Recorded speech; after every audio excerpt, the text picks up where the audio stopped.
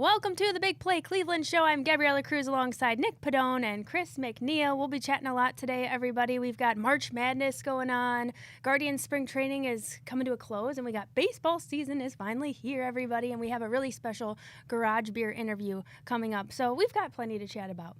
Yes, we do. But let's start off with the tournament. By the way, right Sure. now, online, I am 99.5% in my bracket. I knew you just couldn't wait to tell top us. 1%. Chris, so, and you're usually the guy that's saying, nobody cares about your bracket. I don't want to see tweets about the bracket. Right, and here right. you are gloating about the bracket. So that's how I know that you're very proud of this accomplishment. Kentucky kind of messed me up a little bit, so I'm going to be losing some points as we come home. But right now, 99.5% on ESPN. Thank you, John Fanta, out there. You helped us out a bunch last week, and certainly you guys were making fun of me. I had all papers all over. He had the his place, notes out. figuring this thing out, and I did it. You were in the lab. 99.5%. Mark the tape right now. Yeah, all The right. key is to work smarter, not harder. Right. So again, yes, shout out to John Fanta. Fun interview last week. Super fun. Honestly, fun interview this week. 2 interviews coming up as we have some All announcements to baseball, make too. too. All All baseball. baseball. It is That's why you got opening that- day week. Where'd you get that shirt? Big Isn't Play that fantastic? Store. From the Big Play Store right Oh, there. okay, To Cody. Big Play Store on top. I've got homage down below, so I'm sporting everything for the team. I'm getting ready to go this year. I love it. Well, let's get right into our featured interview. We'll take a short break and we'll be back. We've got Curtis Danburg of the Guardians here. He's the VP of Communications and Community Impact, and he's got a lot to share with us. Fun stuff going on this season. We'll be right back.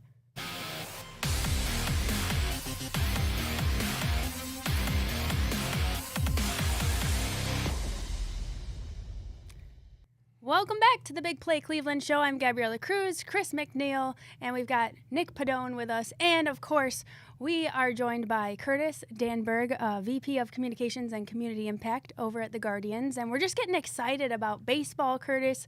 I know you haven't been home too long from spring training, so we're happy that you could join us here today. How about, first of all, what are you looking forward to this season? Because we've got a lot of changes happening. We have a lot of change, obviously, on the field, thinking about our new leader, Stephen Vogt. It was great to see how, very similar qualities that Tito have of being able to connect with players. And definitely to see that firsthand out in Goodyear was great to see. He had the little tactic of doing the slip and slide early in camp to, again, keep guys loose. And another cool thing is he'd have the lineup for 5 days in his office. And he told young guys, anybody, to come in and see if you're in the lineup or not. And he'll be meeting with the other coaches, and he had like Jackenzie Noel would pop in and say hi and see if he was in the lineup, and just little things like that to create that culture connect. I think is going to be a huge win. And then off the field, obviously the renovations. So we have a lot of work to be done. It's a 2-year project, but the upper deck is going to have a whole new look on opening day. And we've got new seats. And we have new seats, right? Starting, it's a process. Okay. So not only new seats, but also the decking, a new cement work. So because of that, and to do in the off season in the winter, it's going to take time. So it's a multi-year process. But basically, the lower bowl dugout to dugout have navy blue seats. So I'm excited about some of the changes, especially me having a family, having a young family that doesn't necessarily want to sit in the seats through a 9-inning game or plus. And tell us about those new areas. How are they coming along, and what will we be able to see this season? So this season, again, we haven't really touched the upper deck in any way since the ballpark opened in '94. So these shipping containers, as our fans commonly refer to them, as in right field, are gone. And that area is a brand new group space called the Paul Davis Pennant District. And our group sales are way up. It's a really dynamic area for people to host groups of 25 or more, even do larger groups. I mean, think about this. The best place for our groups was in a tent outside the ballpark for many years on Carnegie Avenue. So now you can actually host a group inside the ballpark in this new Pennant District area. And then left field is kind of a new social area, to give all this, our ballpark pass fans, more room and more places to go. And they'll be up in upper deck of left field, remove more sections, and again, a great place for people to hang out. I wanted to talk a little bit about that ballpark pass. When we had you in here this time last year, it was brand new. Yep. And I know it was something that we were all really excited about, but maybe didn't really know exactly how it was going to go. How big of a hit was that for you guys last year? Because I know, I think all of us, definitely hit a lot of games on that pass. That was a huge hit. I think Yeah. it exceeded our expectations to the point where we had that second highest jump in all of baseball in attendance. at 41%, and it was really driven by that ballpark pass. It was a huge win. We're bringing it back, same price, $49, get you access to every game, standing room only. And again, you have more places to hang out now with the renovations. But in fact, for April, we still have remaining ballpark passes. That includes opening day. Just spending $49 to get in for opening day is worth the value. But you also get the Yankees and Boston, who are in Progressive Field visiting Cleveland in April. So great value throughout the entire year to go monthly, $49. I think it's so cool how the Guardians really have that at the forefront of their mission to offer such an experience for fans when they come to the ballpark.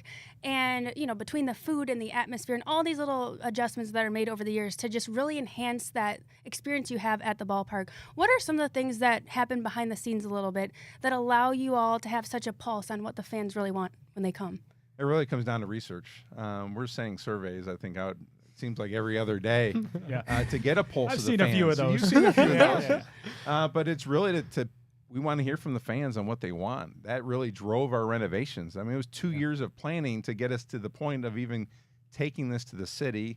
City approves it, and now we're starting to see the fruits of that labor. So it really is driven by the fans, and whether it's our promotions that we bring out or ticket packages, things like that, it's really fan driven. Oh, we've got some exciting promotions this year. DJ surprised- Diesel in the fold. I've been That's my waiting day. to ask. June 22nd's my highlight. Okay. So you've got I wanna- Josh Naylor Yeah. jersey giveaway that day. You have $1 dogs. You have a $2 beer pregame in the district, and you have Shaq Diesel performing after the game. Wow. So for those of you guys that don't know what we're talking about, Shaquille O'Neal is actually DJing after a Guardians game this year. We talked about it on the show when the promo schedule dropped. That was my You were highlight. giddy that day. And I still am. I think Yeah. there are going to be some surprised people that walk away from that game after hearing Shaq DJ. yeah, how the heck does something like that come to fruition? It was one of those things that popped up. We're always looking. We had a couple post game concerts last year, and we have a rep that we work with, and said, "Hey, Shaq Diesel's looking to tour ballparks," and we're like, "We're in." And there's a Cleveland connection. He played here for the Cavs. That's and, right. Yeah. Something Cavs fun and legend entertaining. Shaquille O'Neal, right? Yeah. That'll be a lot of fun. I will definitely be there that night. There's nothing that's going to keep me from attending that post-game concert. How about new foods? Anything new from a concession standpoint that the fans can look forward to this We're season? going to be rolling that out next week. Oh, okay. No, so- no, So Okay. stay tuned. Sorry. no peeks stay under the tuned. tent for us We're here on the doing show. our annual What's New at Progressive Field Okay. event, media Nice. event, so that's slated for next week. So, again, I think that following year, going back to the renovations, when we have our new beer hall area and things like that, we'll probably onboard a lot new restaurants and entities. But this year, a couple little wrinkles that will be kind of cool for the fans. Cool. How about some of the rule changes from last year? We touched on them last year. We thought that the games would be shorter. They are shorter. In fact, I was at a game when I think Gab, you had to sit up there because there was a fireworks night, and the game went so fast you had to wait for the fireworks. So Gab had to entertain the crowd for a little bit. Are there any changes or anything that you guys have had to do differently with the games being a little bit shorter now? I think the biggest one was that. So Yeah. for many years, we would ask MLB to get a dispensation to play within the Fox window, and to do so, you have to start your games at 6 o'clock. Well, we made that determination before the rules went into effect or even knew how they would impact the game. So there was that game that 6:10 start, and we knew the sun wasn't going down till 9:10, and we Right. played like a 2-hour and 15-minute game. And you know what? Fans stayed, and Gab did a great job entertaining. And that was probably the biggest impact. But overall, just the fan benefit of reduction of almost 30 minutes. We hadn't seen games like that since the early 1980s.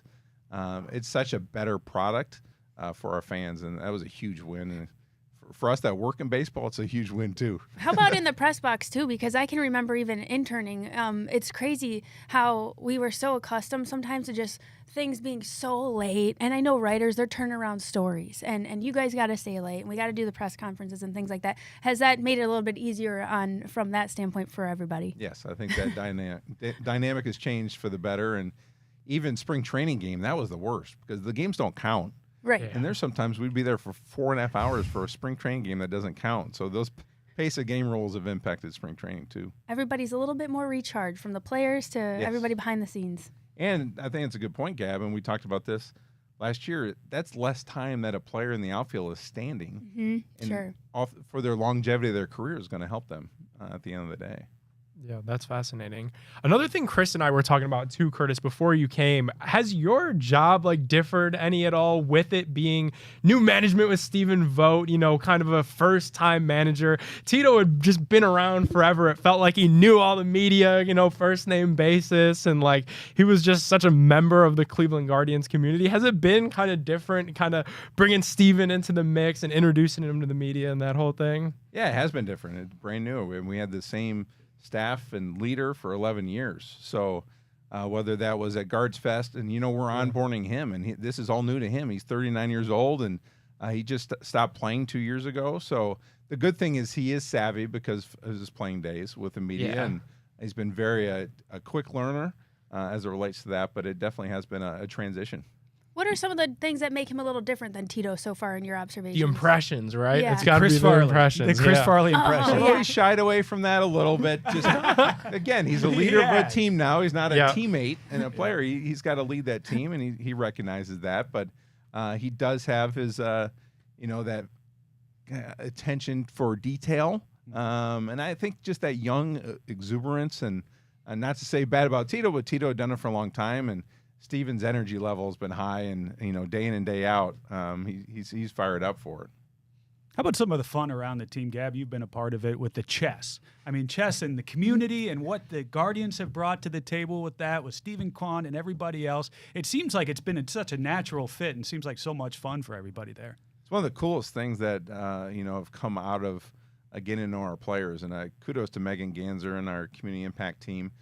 She decided a few years ago to sit down with the players, ask them what their passions were, how they want to impact the community, and what's cultivated from that are all these player programs that are player specific. And the chess one, by far, Stephen Kwan had a passion for chess, and it's gone through our clubhouse to the point where he's doing a chess tournament on chess.com in spring training that was generating money for charity and benefited the CMSD school district. So, and I think the other cool part of it is those kids. Yeah. All those kids were coming to the ballpark, playing chess in our dugout, didn't know anything about baseball, really didn't pay attention to baseball, then are now huge fans of our organization and of Steven and Tristan and all those players. And it's about giving back to the community and our players. This one of the most philanthropic groups we've ever had.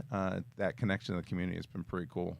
I was going to say, just to echo that, I think it's really unique that our players really genuinely do have a passion for giving back, because you don't see it with every professional team, just even around the nation, let alone just in Cleveland. They're very dedicated to that, and it comes across as very authentic. Tristan McKenzie mentors an 8th grade class and meets with them on a regular basis, either Zoom or in person. Wow.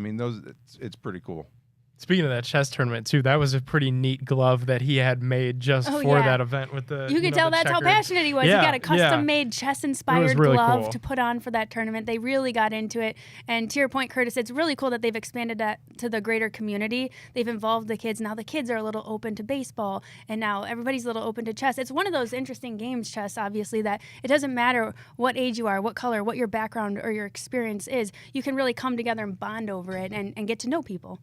And I tell you what, chess.com had never seen anything like Austin Hedges. Oh, no. Gab, you were there. I mean, they're like, well, this is a character. They ate him up. Yes. They ate that up. They really, I think. Get his beers lined up, and he's playing chess, and he's jumping I know around, we're biased. people. And we might be biased, but truly, they said it was one of their best broadcasts ever because of how personable, and we worked in so many player interviews, so they got to see the personality, and of course, Austin just is a spotlight in and of himself. How fun is it to have a guy like that back in the clubhouse? For you guys as communications, to have a guy who's just fun, he's jolly, he really gets it. What's it like having him around again? It's huge, and I think we learned early on, I think the clubhouse learned early on that we were missing that energy last year. Mm-hmm. So to bring him back, not just from a communication standpoint, but just from that clubhouse standpoint, that leader, they look up to him, and he keeps things light. And over the course of a 162-game season, you need that. Yeah. Invaluable presence. Curtis, thank you so much for your time. Anybody, any other questions? I mean, this is exciting. I'm excited. We got a lot of changes. I think it's going to be exciting with Vogt in there. I think it's going to be a new energy, so it's going to be fun to bring the kids out to the ballpark this season. So thank you. I do have some public service announcements, if I could. Yes. So April 8th, opening day. Yep. Also the solar eclipse. Yes. Gates open at 2. Telling everybody to get downtown early. Yeah. And whether you want to come in, we're going to have limited access to viewing just because of the way the the sun orientation of the ballpark. But the Eclipse will end up at like 4:28. Pregame ceremonies at 4:40. First pitch at 5:10.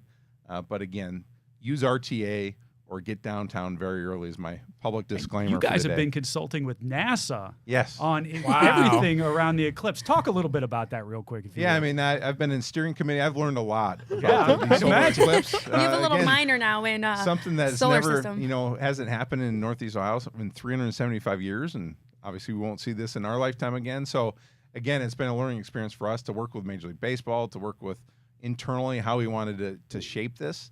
But we ended up at a 5:10 first pitch, and we're going to lean into it from the standpoint of making sure we want to give us the best chance of getting the game in. So playing at 5:10, and hopefully the weather, that's what we're hoping for, is good weather, and fans are safe, and we have a good time, and hopefully a Guardians victory. We're always hoping for the good weather. Passing that public disclaimer. Get downtown early, and also move your tickets from the ballpark app into the wallet. Oh, you got to do that. Yeah. Because we don't know what cell service is going to look like on that day. Get in the wallet to be your Very safest good point. bet Great to point. get in the ballpark. Great point, Curtis. He's helping us plan and stay ahead of the game. So really good point, because you're right. Once you get down there, and we might have a lot of bodies, a lot of cell phones, so you want to be one step ahead. Yeah. Thank you so much. That's amateur hour when you're trying to go through the line and somebody doesn't have it in always their wallet. somebody. And I'm It's like, tough. oh, man. I Like, hate to admit I've been that person before, so I'm really learning from experience here. Curtis, thank you so much for popping Thanks. in. Appreciate you having me, and I look forward to seeing all of you at Progressive Field some See you point. at For the sure. ballpark. We'll be at the See you ballpark. soon. Thank Go you so Guards. much. Go Guards. Thanks, Curtis. And we actually have another Guardians interview lined up. I'm jazzed for baseball, you guys. It's something about the weather change and being in Cleveland, and we've been in these gray months long enough, and we're ready to hear the crack of the bat. You know what I mean? For sure. Should we bring in our next? Yeah, interview? let's do it. Step aside and bring him back. All right, we'll take a short break, and we'll be back right after this.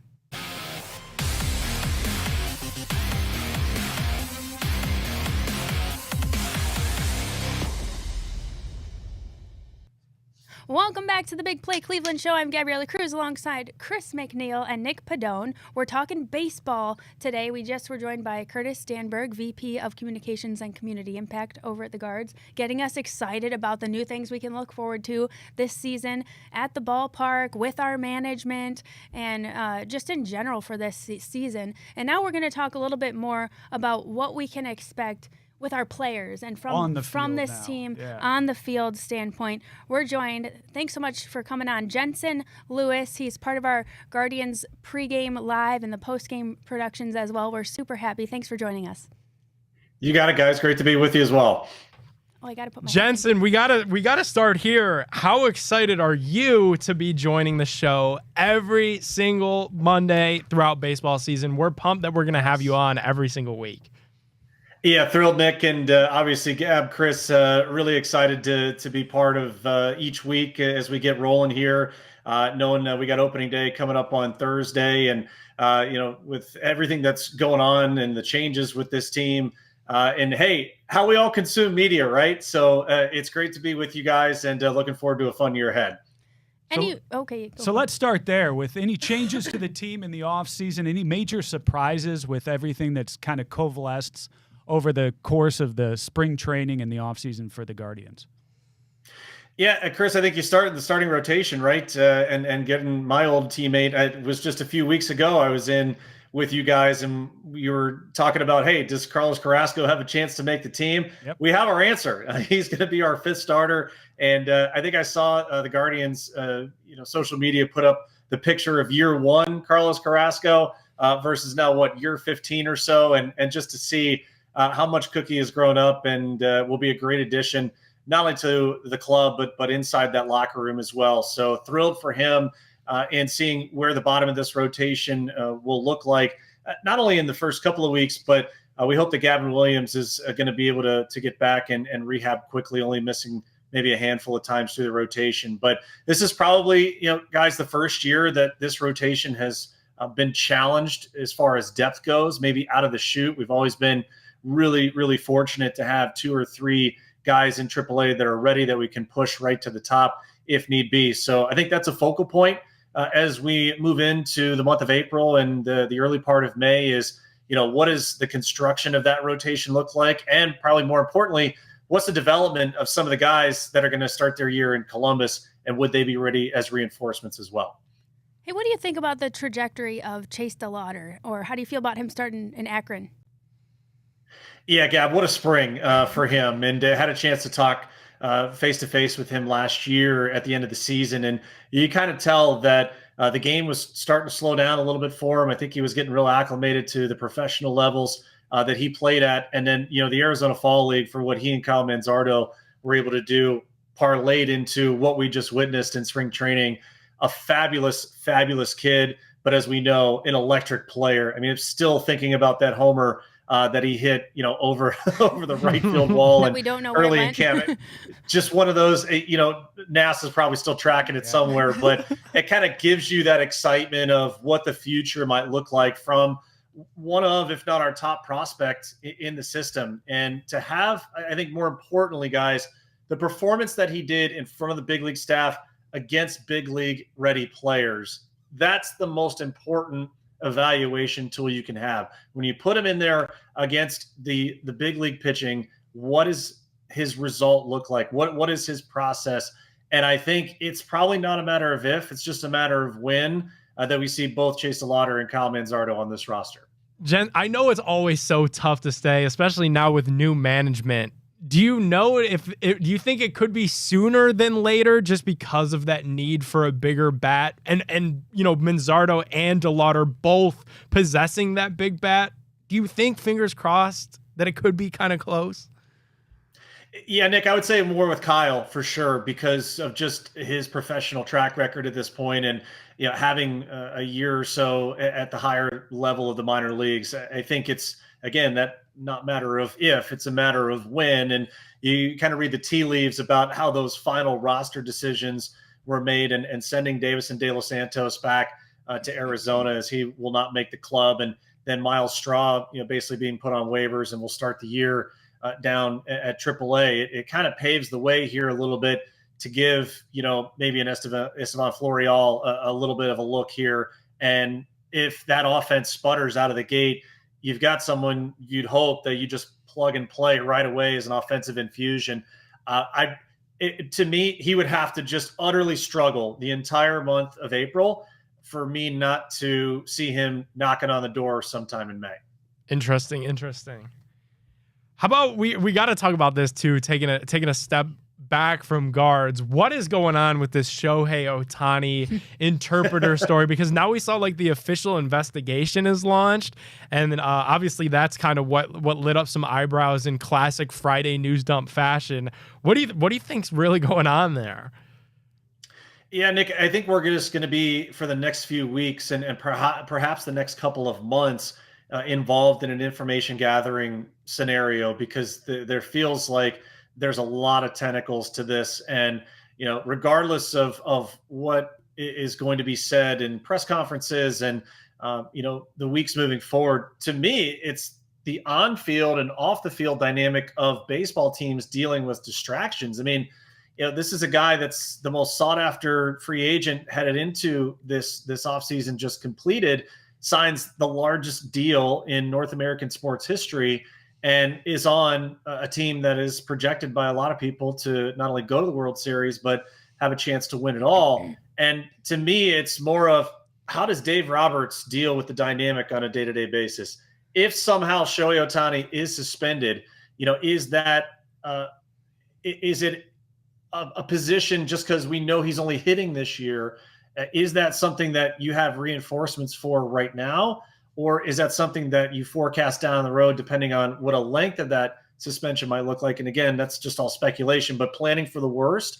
If you're Andrew Friedman, Brandon Gomes in that front office, that if you're without him for a significant amount of time because of what's happened, then you got to be ready for that. Flip side of that, guys, we just got to find out more information as far as what really happened, and if Shohei is connected any sort of fashion in any illegal manner. So Department of Investigations there for MLB will do its due diligence. I know the FBI has their own thing going on. It's just wild to think that overshadowed what was going to be a really neat start to the year with the Dodgers and the Padres in South Korea. And, really that was the story, instead of, hey, baseball's international flavor is at the forefront of one of the best teams in the game. And right now, guys, it looks like it's going to be Dodgers and Cubs next year in Japan. Yep. Shohei's home, a home place. And, Wow. let's just kind of see where the dominoes fall with this investigation. Oh, so crazy to think about. I know, as you mentioned, I mean, it's all speculation at this point, but should they find a connection directly with Shohei and this betting, you really think it'll be a suspension thing rather than a ban thing? Like, because that's what I'm thinking. He's such a great player. You can't like ban this player from baseball for good. It would you think it'd be more of a suspension situation. Yeah, and again, I'll reiterate, Gab, because I think the top headline here is, what exactly is the connection? Did he violate the rules, of the league, of the collective bargaining agreement? Once we have that answer or those answers in clear-cut form, then I think that leads you down a path of where Rob Manfred is, going to have to treat it as serious a matter. And I know people are drawing the similarities to the Pete Rose issue, but again, to not jump ahead of it, I think they really need to get to the bottom of, was there anything he did illegally or against the rules? And if that question is yes, or the answer to that question is yes, then I think they take the appropriate action. One more, talking about baseball in a foreign land, the Diablos Rojos. They had a pitcher go for him by the name of Trevor Bauer against the Yankees. What are your thoughts on Trevor Bauer making it back into MLB? Yeah, Chris. Well, you want to talk about one sticky subject to another on the field. Softballs. Yeah. What a first show for Jensen Lewis. We got high heaters. Right. We're high heaters right now. I love it. Yeah. Okay. So let's address the on-field part first. Again, it's not your it's not your opening day New York Yankee lineup by any stretch of the imagination. But I think the thing for me was seeing just those huge fluorescent red colors head to toe, Soito fast pitch softball uniforms. Was just wild to kind of see that setup there. But hey, again, that another thing too, where the league, has gone through their investigation. They went through all the legal parameters of I guess whatever they needed to decide. And I guess now it's just on teams and owners and front offices to say, is it worth it to bring a guy like this in? If it is, to help your team, that's a decision that they have to live with. So kind of fascinated to see where it all plays out. Especially with the backdrop of what starting pitching and rotations look like as they're currently constructed. Jensen Lewis, we gotta find a name for this segment. That's something that's still on our task board. Is we gotta name your weekly segment on the show. So if you have any ideas, we are open for it. All right, I'll put that on the thought board over here and see what I can come up with. So we'll get the text chain going. And we'll get a good one for sure. Cool. Excited to have you joining us every Monday throughout baseball season on the Big Play Cleveland show. Jensen Lewis, thanks so much. We are going to step aside. When we return, we'll hit you guys with some fill in the blank. Don't go anywhere. More of the Big Play Cleveland show right after this.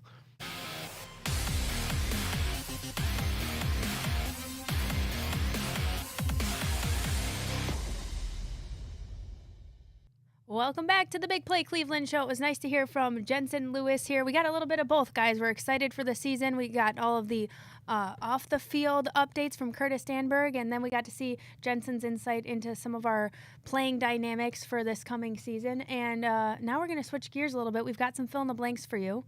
And if you're okay, we're going to go Browns on this one. Go Browns heavy now. Yes. We've done all guards. We never do that. Now we're going to go into the Browns. Let's roll. Now we're shifting gears. So this was kind of a surprise. The Browns bringing back Cade York is...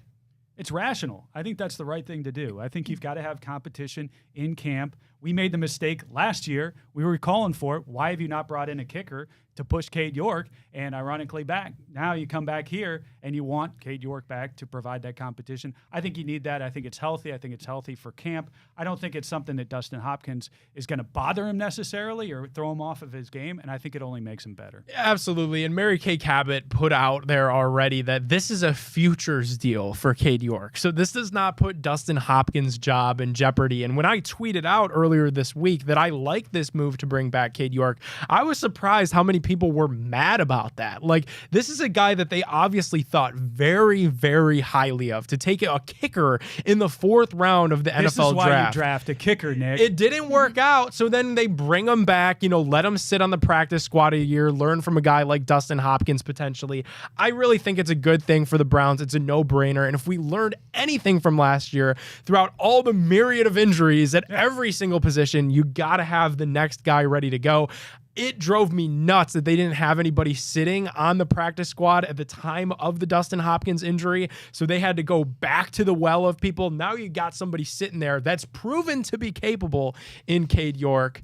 It's nice that Jerry Jeudy is wearing his number 3. I want to see him go back to the 36 and bring back maybe some of those good vibes from his days at LSU.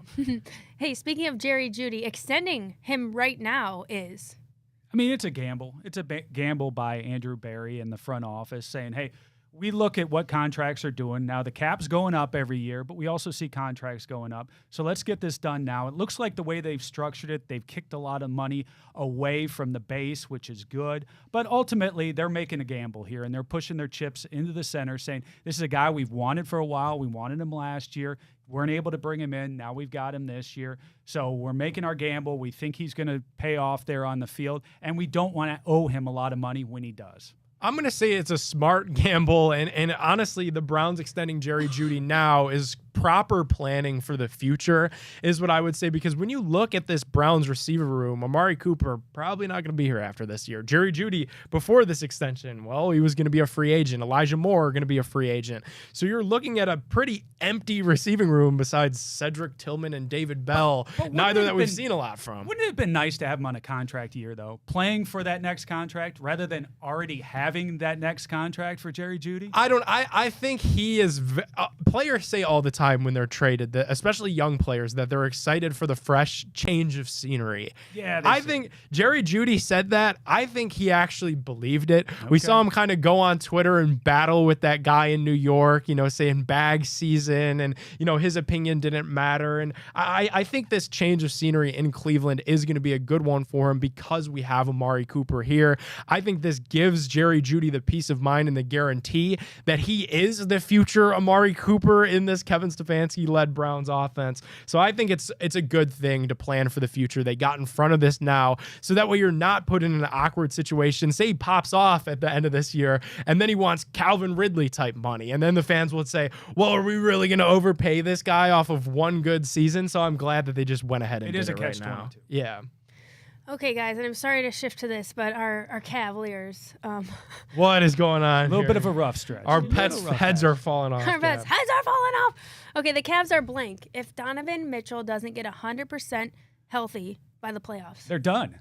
They're done. We need Donovan Mitchell back in order to do anything in the playoffs. We may be done otherwise, Nick. I'm really concerned about this team right now. Now, we haven't had the team back all 100% healthy like virtually all season, and I understand that. But the parts that we continue to get back don't seem to be working very well together, and that's the problem that I see. I don't know that what we're doing with the lineups from JB. I don't know with the production on the floor. If we continue this into the playoffs, it's going to be an early exit for our Cavaliers. And I don't think JB Bickerstaff knows what he's doing. And I am a big JB Bickerstaff supporter, and I'm not trying to say that to put down JB Bickerstaff. But look at the cards he's been dealt this season. The second they get back to full strength and the second things start looking up and up, somebody gets hurt and the bottom falls out of this thing completely. It's a miracle that they've been able to hold the 3 seed, 2 seed, be in the top conversation to the East. And it's a good thing that they won as many games as they did early in the season. They banked them early. Man, and they did they need all of those? Because looking at this stretch coming up, grueling West Coast trip to end your season, shorthanded without Donovan Mitchell, and obviously hope he comes back. But like you said, man, he's got to come back healthy, because if he's still gimpy in the knee and slow, and he said it himself last week, he felt like he couldn't get by anybody. I mean, you're kind of a dead man walking in the first round of that NBA playoffs like we saw last year. And I feel like right now we got a bunch of players that aren't at 100% already on the floor. I don't know what's up with Darius Garland, to be honest with you. It seems like he's not quite that Darius Garland of 2 years ago that limped us into the playoffs. We lost in the wild card there, but he was the guy who was driving that bus. Now you see him out there, and he's not the same guy. I don't know what's going on there.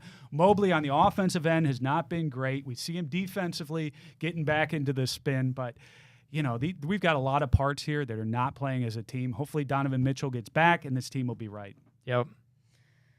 Yeah, is Donovan still struggling with the facial injury as well? So it was the broken nose, and he had to have Thank you, surgery Tristan because of that. Because, Tristan yeah. smashed into his nose.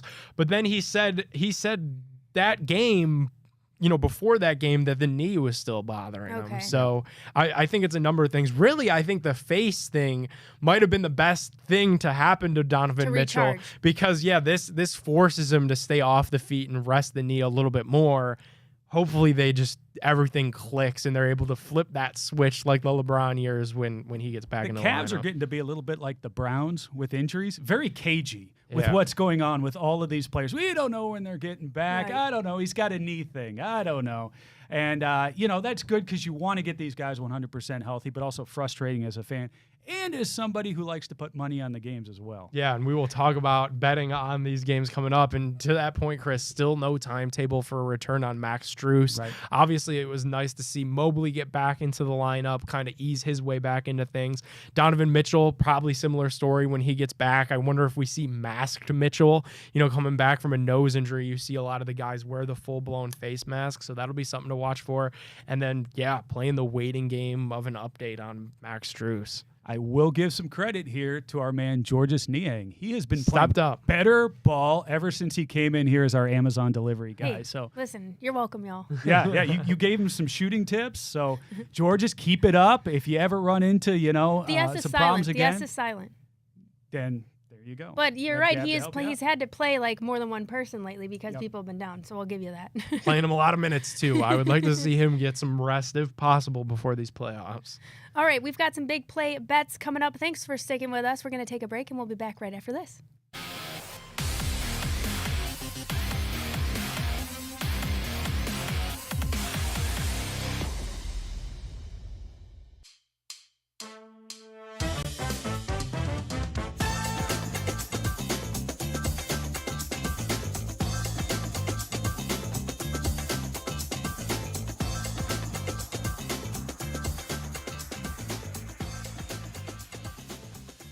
Alrighty, our big play bets this week and every week on the show are brought to you by our friends at Tipico Sportsbook. And the Tipico Sportsbook app is changing the way that you bet with their new Tipico Rewards program. The more you bet, the more you earn, and the more that you're able to win. Be sure to check out those Tipico cashback rewards. Get up to 5% cash back on every single bet that you place. That's the best cashback reward system in Ohio. Make sure to sign up with our show link and our promo code Cleveland100 to get $100 of bets on us when you place that first $25 bet. You got to be 21 years or older to gamble in Ohio. Gambling problem? Call 1-800-GAMBLER. Guys, Tipico tourney mayhem. What a week for all of our bets. We had to quickly move off of my Kent State Golden Flashes conference championship loss. And then I lost a lot of money on Tipico in the first weekend of games here, Chris. We did have a couple of upsets that we called. I had Oregon, I had James Madison, and you had, I'm trying to remember. Duquesne as well as was your pick. JMU as well. Very And that was nice. really just a John Fanta pick. Yeah. Yeah, he helped us out a little bit. He's like a cheat sheet, basically, when it comes to the NCAA tournament. Yeah. So you said your bracket was doing okay. Did you put any parlays in, Chris, or any luck on the gambling sphere of March Madness? No, I have been just on a total cold spell for about the last week and a half. And if you're going to go on a cold spell, don't do it this time of the year. When you barely know anything about these teams, you're trying to make educated guesses and trying to throw in some props, and it got ugly for me. I really haven't won much at all. All right, we're doing a Thursday parlay this week to try to get right for Tipico tourney mayhem on Thursday. We're going to everybody's going to pick one game, and we're going to make a parlay for Thursday. Clemson plus 7.5, 6 seed against 2-seeded Arizona. What are we doing here? I like Arizona in that, Arizona? in that matchup. Yep. Okay, Yep. we could go with that. Then we'll move on. SDSU plus 10.5 dogs against the 1-seeded UConn. UConn's going to roll. UConn. We'll go Alabama plus 3.5 versus number 1 ranked UNC. Now, North Carolina has showed maybe a couple holes, or are we going to go with the favorite there too? I'm going to stick with my bracket, which 99.5% right now on ESPN. So I'm going to go UNC. UNC, okay. And then we'll wrap up the Fighting Island Eye, Chris. They're still alive against Iowa State. This is Iowa State, game. Speaking of Niang, yeah. There you go. I've got a mild upset here. I like the Illini to upset Iowa State. I don't know. I just haven't liked the way that Iowa State has played so far. think Illinois is on a bit of a run. We heard John Fanta say, don't take much out of the conference tournaments, but I'm going to take some things out of the conference tournament. I like Illinois. I like the run they're on right now. And it just feels like, too, with this slate of games, Clemson, Arizona, SDSU, UConn, Bama, UNC, we had to show the Big Ten some love. There you go. And we'll go with the Fighting Island Eye. All right, so that's our Thursday parlay. We got Arizona, UConn, UNC, all chalk, and then we're going to hit you guys with the Fighting Island Eye. We're going to do the same thing, lock in a Friday parlay when we return on the Big Play Cleveland show. Don't go anywhere.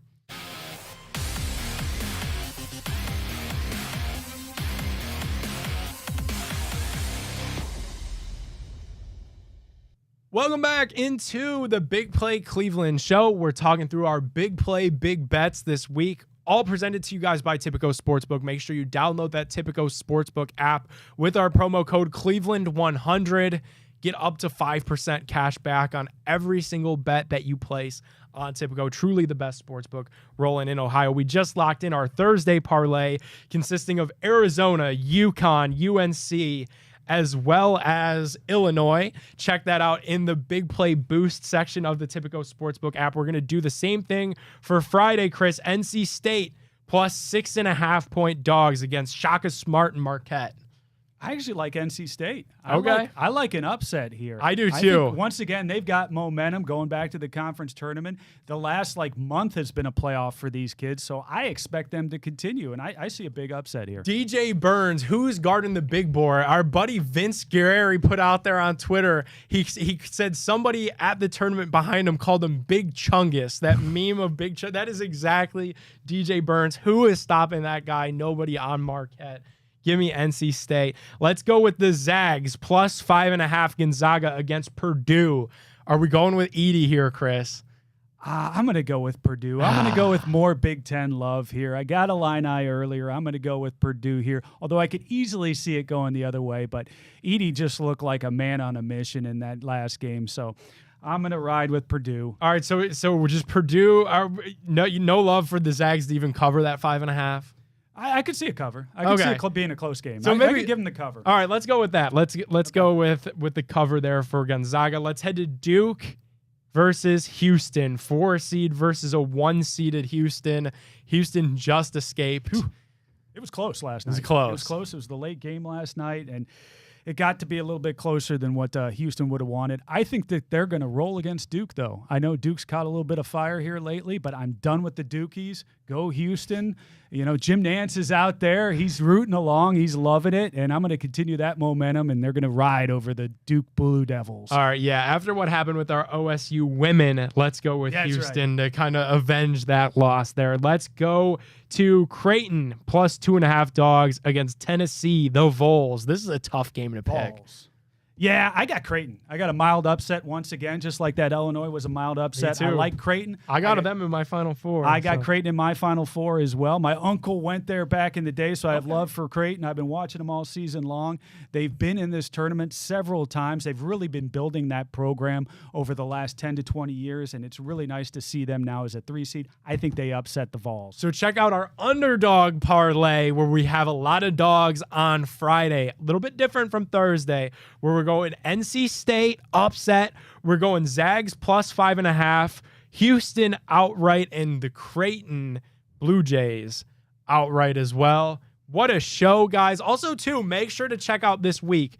The women's bracket has been very fun to bet on. Shout out our producer, Ryan. Done with the women's bracket. Ohio State's out. I'm done. We hit a big bet in here. South Carolina, Iowa. There's still some blue bloods, if you will, on the women's side. Make sure to check that out, too. Shout out Kim Mulkey out there. Have a good week. Oh, we'll see what We'll find happens out. with that, and we will fill you guys in next week on the Big Play Cleveland Show.